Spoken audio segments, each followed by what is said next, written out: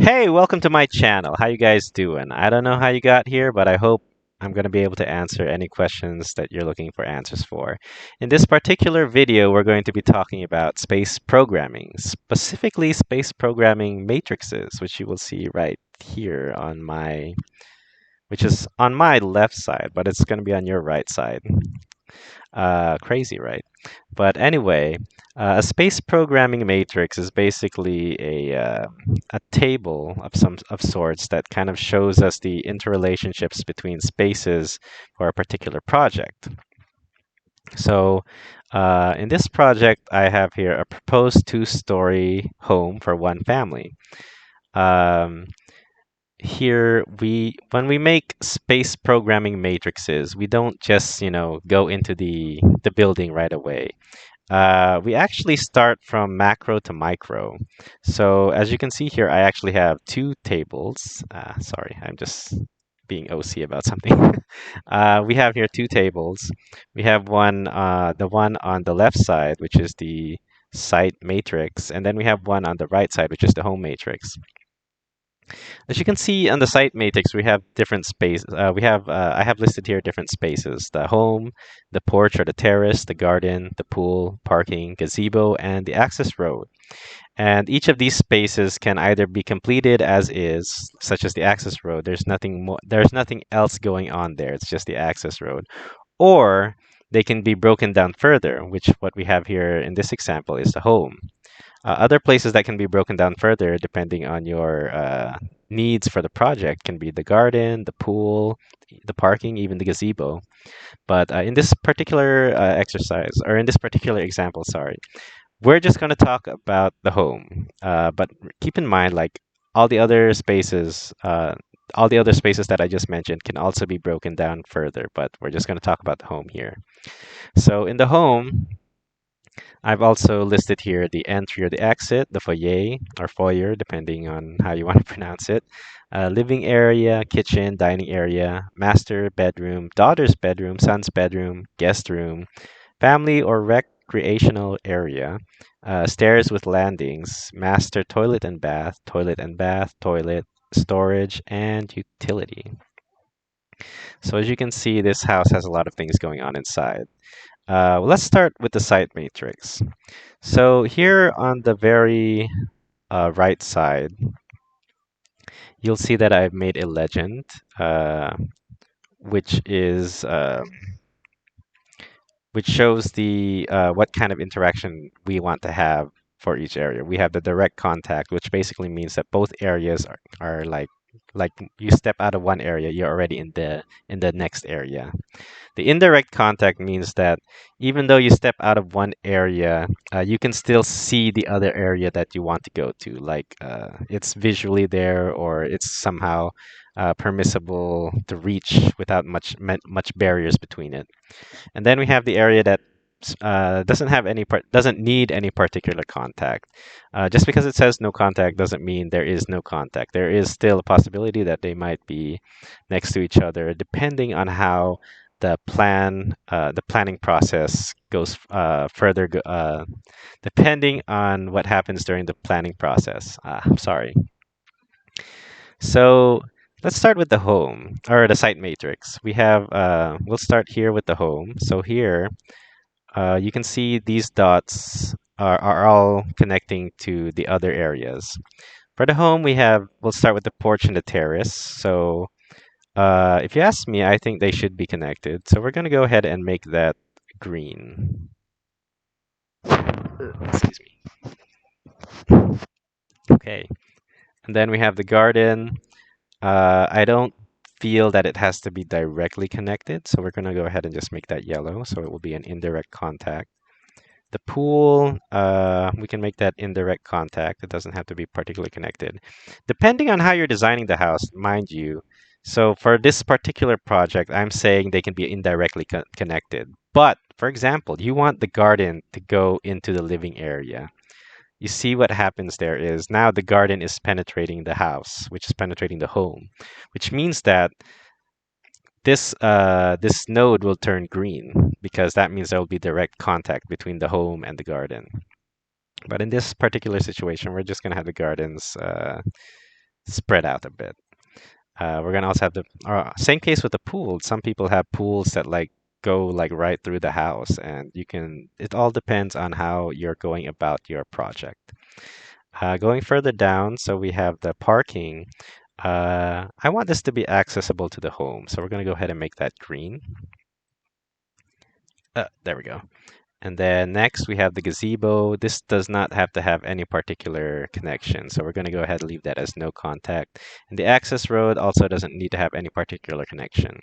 Going further, let's go to the porch and the terrace. So we have here porch and the garden. That'll definitely be green.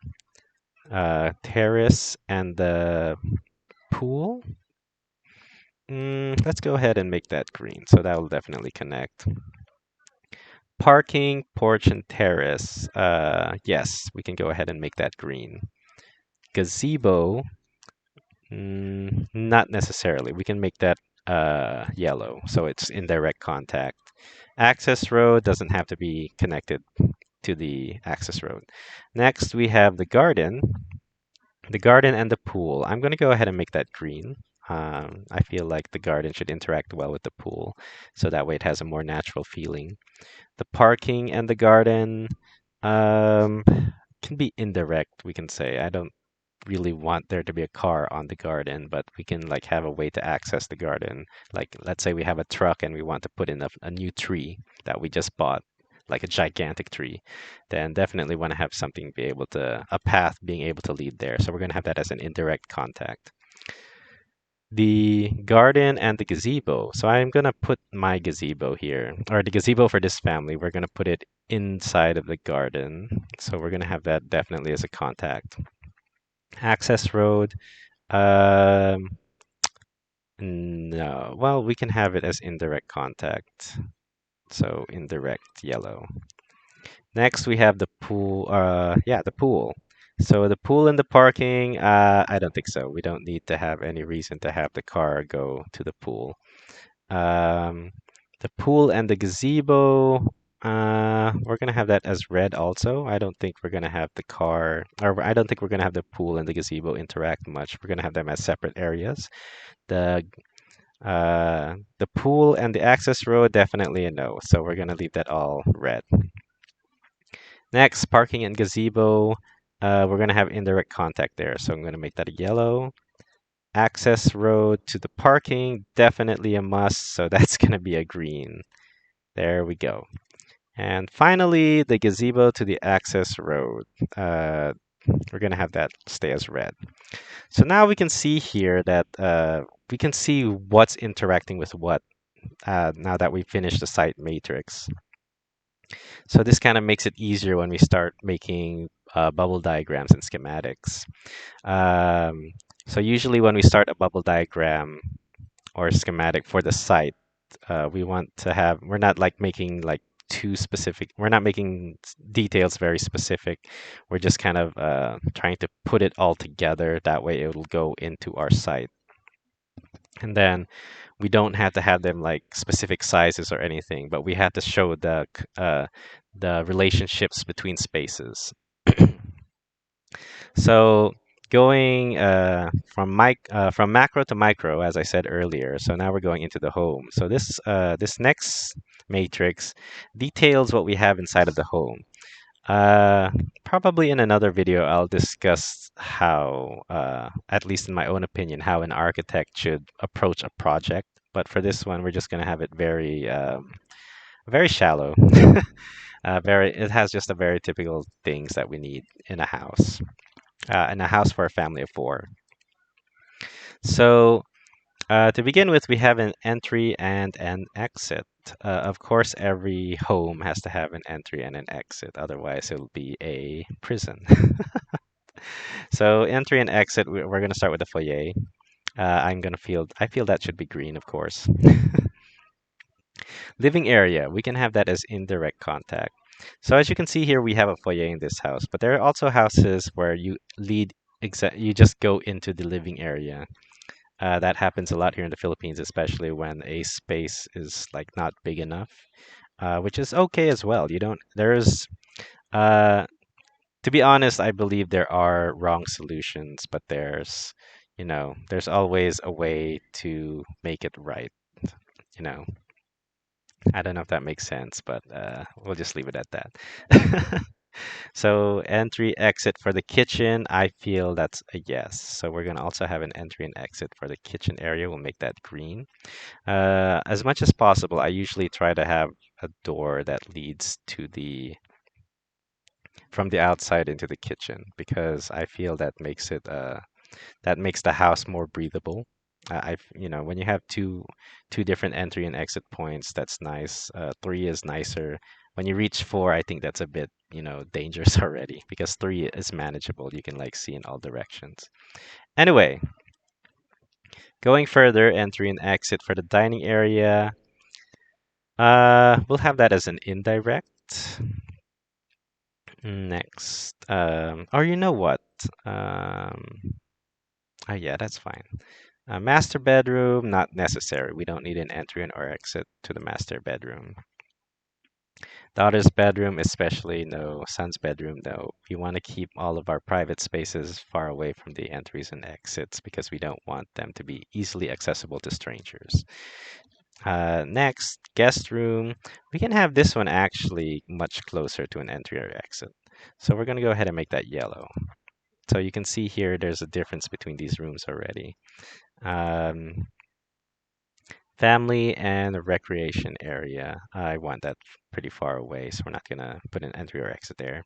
Stairs with landing. Entry or exit. Uh, I don't want it to be too connected. Mm, Typically, when I would make this kind of home matrix, you would have since it's a proposed two-story home for one family, I would make one matrix for the ground floor and another matrix for the second floor, uh, because that makes it much more easier to deal with when you're making like bubble diagrams and such. But in this instance, since we're just making it as an example, and I don't want to let my over compulsive self take over, we're just gonna like merge them together. So here, you'd have like the ground floor, and then it would end somewhere around the dining area, and then a toilet, and then the stairs. But in this case, we merged it all together, so everything on the first floor and the ground floor is in the home matrix. So for the stairs, yeah, I don't want that to be connected to the entry or exit. I don't want it to be seen either right away. Master toilet and bath, no. Toilet and bath, we can have an indirect because, for example, you just like came home from work and you really need to use the restroom right away. You want to have access to the restroom right away. Next one. Oh, this is a toilet and bath. This is different from the toilet actually. So we want indirect. So this one is no contact. Sorry. For the toilet, we want a direct contact. There we go. Sorry. My mistake. Storage, indirect. I feel that'll be fine.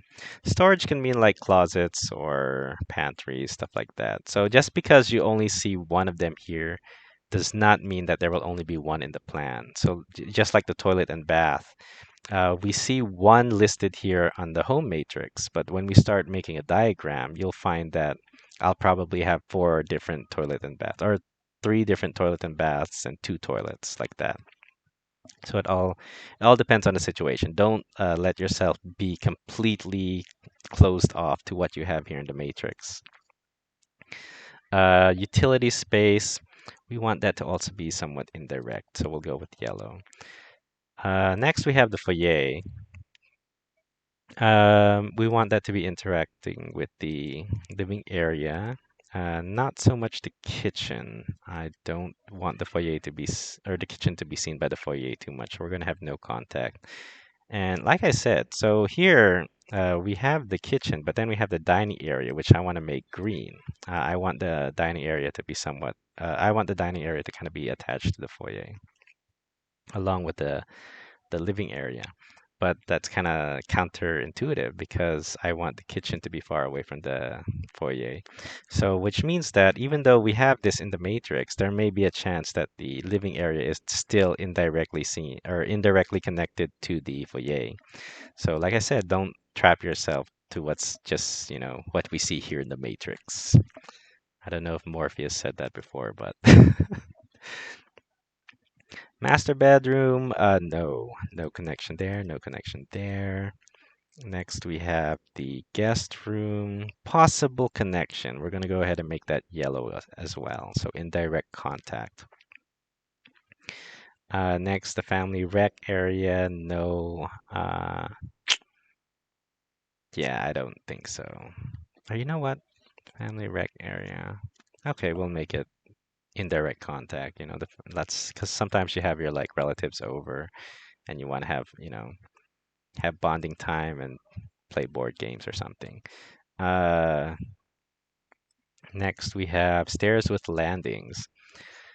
Will this be next to the foyer? We can say it's an indirect contact. Next, toilet and bath, no, but the toilet, so here, master toilet and bath, no, but for the toilet, we're gonna go ahead and go with indirect as well. Storage, also indirect. And utility, no, actually, we're not going to have that connected.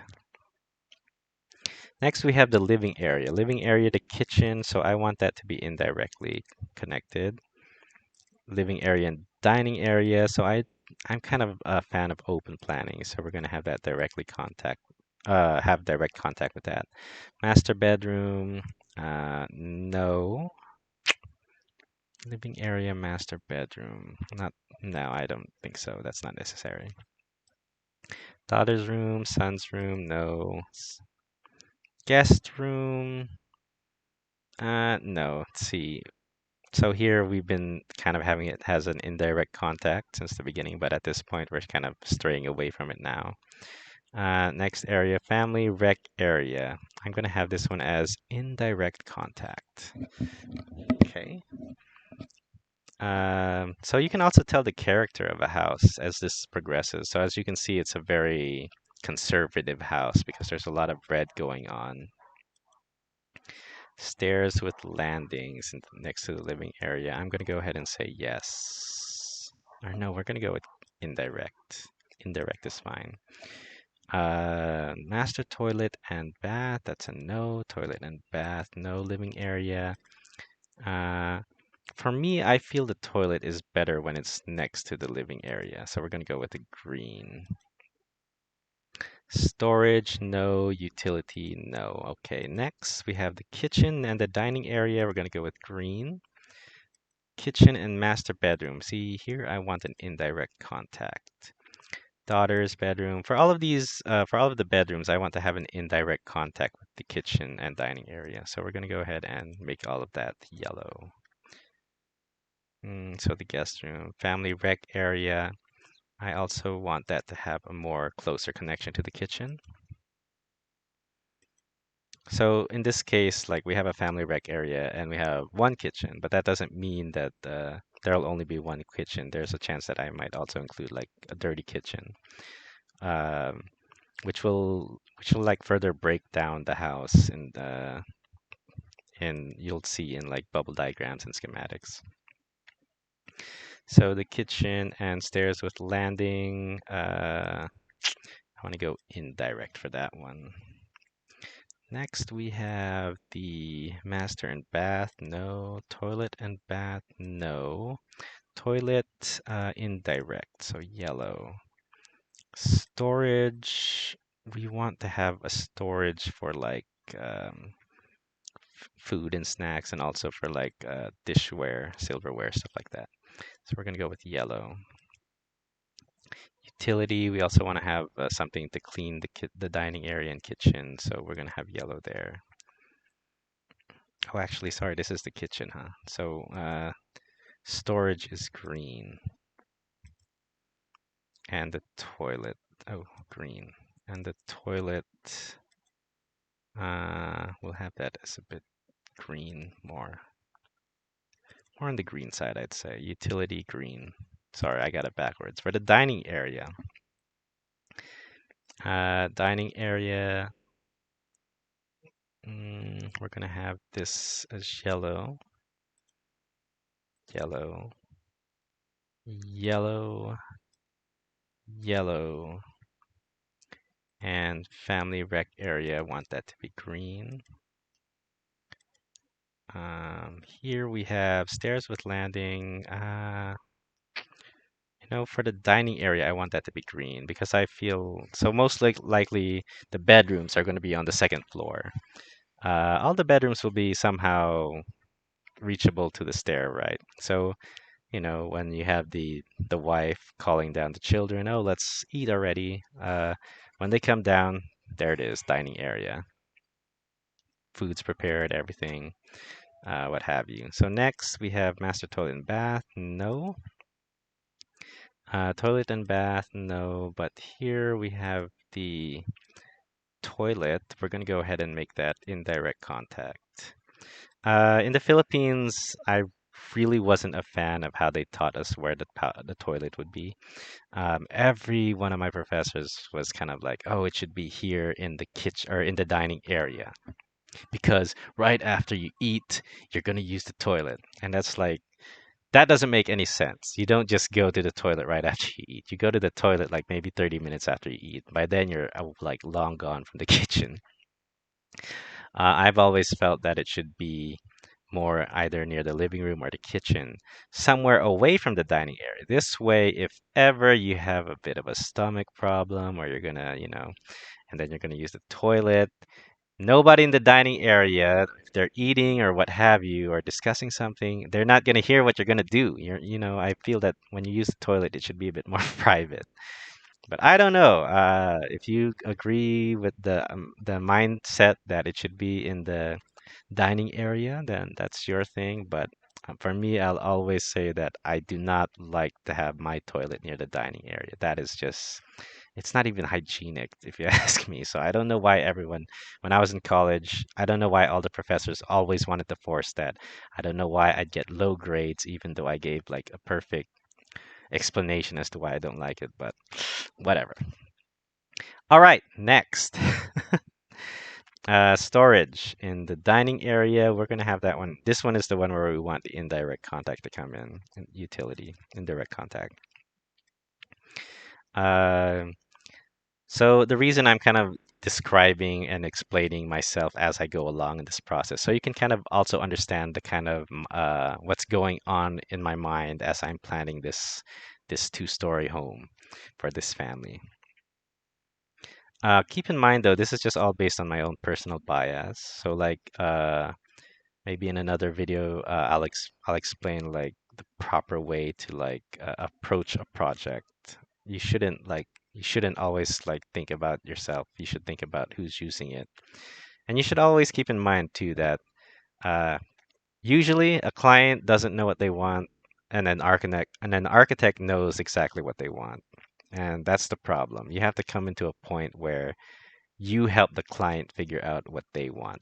If you want to be an architect, you should help the client figure out what they want. You shouldn't always say yes to everything they want because they don't particularly know everything they want until it happens because they don't know much about construction. And you shouldn't always try to force what you want to happen because just the same, you are not them. They are not you. You don't have the same mindset. You don't have the same taste. So anyway, going further, sorry, going further, we have the master bedroom and daughter's bedroom. So we want to have indirect contact, but we also want our kids to have privacy. So we're just going to make those as indirect contact. Guest room, we don't really need contact with that room.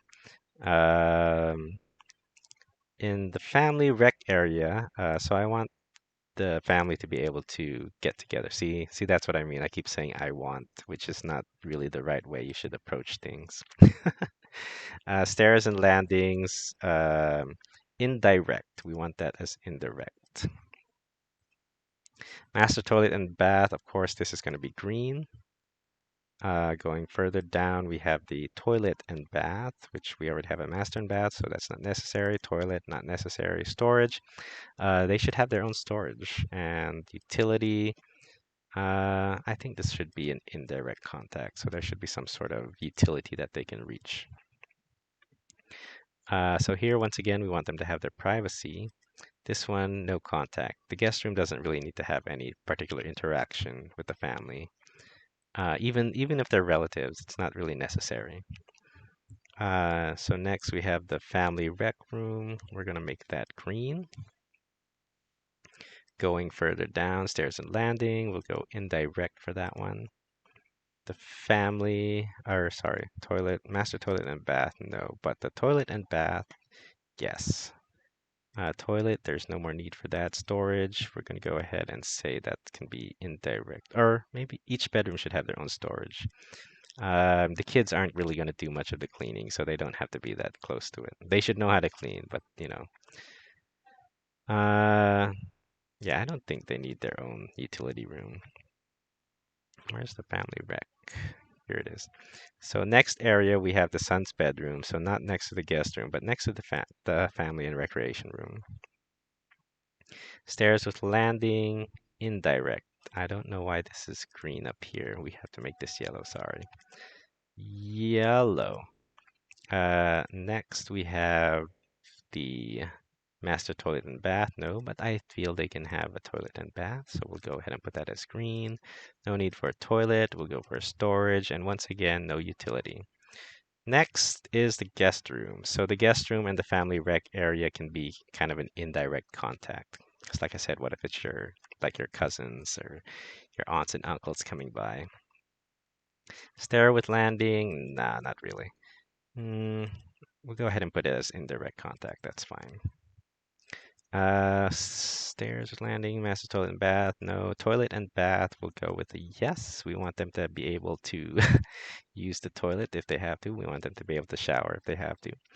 Toilet, no more need. Storage. Yeah, we'll go ahead and put a storage with that. Utility, no. Next, we have the family rec stairs with landing. I'm going to go with green on that one. So I want it to be when you go upstairs, there's the family and rec room, and then all the rooms are there. Next, we want no, but we'll have a toilet and bath, yes. Or no, sorry. No toilet and bath, but we will have an accessible toilet.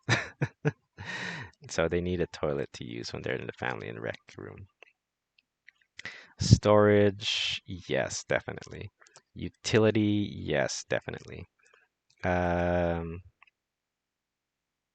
Next, we have the stairs with landings. So, master toilet and bath, no. Bath, no. Storage, not necessarily, and that's a no for that one. Next, toilet and bath, master toilet and bath, no. Toilet, no. Storage, yes. Each bathroom should have their own storage. Each bathroom doesn't technically need a utility, but it should have like some sort of close one nearby.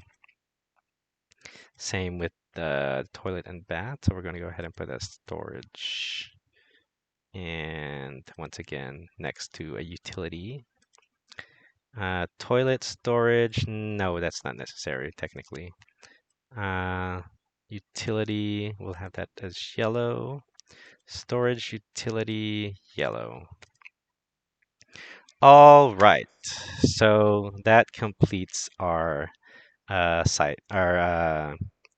space programming matrices. So as you can see, this house is a bit more conservative than I thought it would be.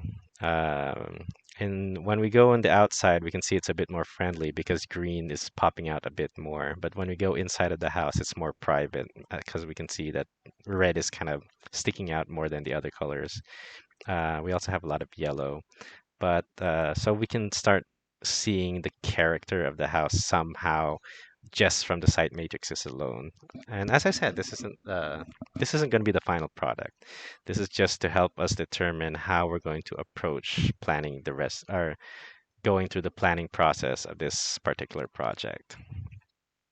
So anyway, I hope this helped you guys understand more about space programming and specifically the site matrices. If you have any questions or if you feel like I said something incorrect, then you can always comment down below and let me hear what you have to say.